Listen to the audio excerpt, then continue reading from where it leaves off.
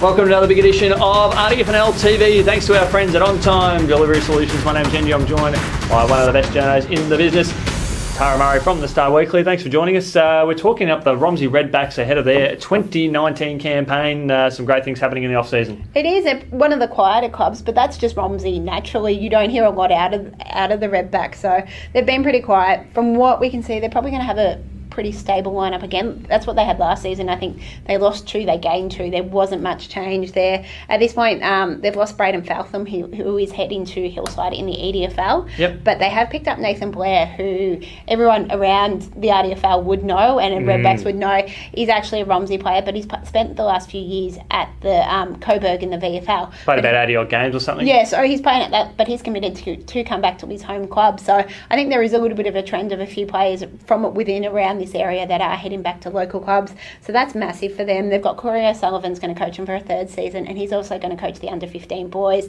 They're also looking to start a women's football side as well. So there is a lot of excitement out there at Romsey. Yeah, absolutely. And another thing with Blairy too is he did have a leadership role over at Coburg in the VFL with their senior side too. So he was highly regarded down there, and to have that experience to bring back at this level is instrumental to the team going forward, which again is a pretty young list too. It is a young list, and for the 2nd year in a row they finished 6th.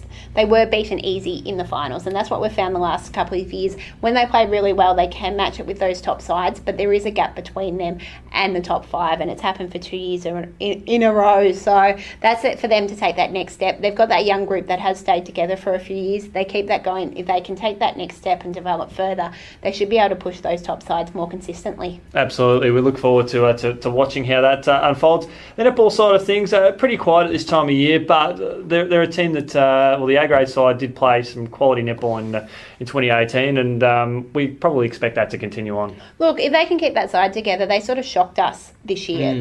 They did lose a number of their premiership players, but they still got through to another grand final, and they showed at times they could take it up to Macedon and played some really, really good netball. I think they did lose the first final to Macedon. They played by a goal. Yeah. So either way, it wasn't far from it. So they have shown their best. If they can keep that group, they have started to bring a few more players in through their B-grade system. Maybe they get 1 or 2 recruits, possibly, that adds a little bit. So it'll be an interesting one to keep an eye on there. They do have netball trials coming up on November 19 and December 6th as well, so they are coming up soon. But yeah, they're a side that is always thereabouts in the netball, and they didn't necessarily have the best luck. They lost Bronwyn Blair with injury. I don't know whether they're playing in hope to play a lot of A grade, but she played a bit of more B grade than A because she had a couple of injuries as well. So look, they didn't necessarily have the best luck, but they still made a grand final, and there's a lot of positive signs coming out of that club. It's quite interesting too, that considering the great second half of the year they did have, losing your gun shooter who had been in exceptional form. Then that really, it's one thing losing a mid quarter, but to lose a gun shooter,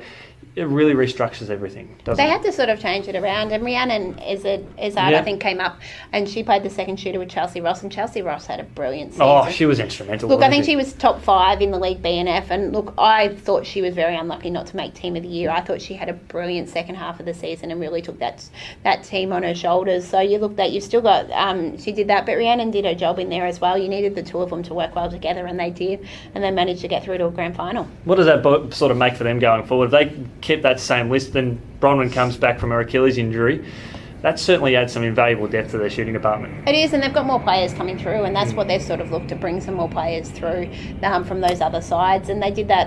Kendra Van was one who played a lot of B grade in defence and stepped up into the mid court in the A grade side. So they have shown they can bring those players through, and that's something they'll continue to do. Showing just why you're one of the best in the business when it comes to news in the region. That has been a great insight into Romsey's off-season to date. Tara, thanks so much for joining us, and we look forward with great interest to see what other great developments happen to the Redbacks out of the 2019 campaign.